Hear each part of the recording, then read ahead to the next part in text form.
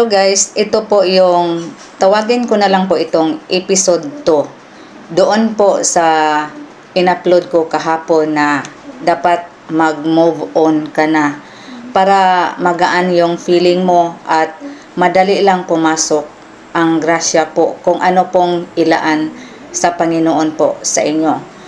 Pero hindi ito madali ang sasabihin ko na mag-move on.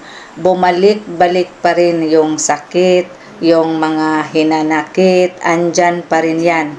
Kasi tao lamang po tayo. Pero maging madali po siya pag pilitin mo yung sarili mo at tingnan mo na lang kung ano ang ikagaganda ng buhay mo kapag hindi ka maglagay dito sa saloobin mo ng mga grudges, ng mga hatred.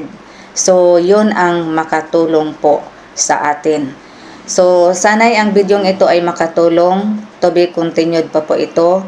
Maraming salamat po and God bless po sa ating lahat. Again, good evening and happy Thursday. Bye!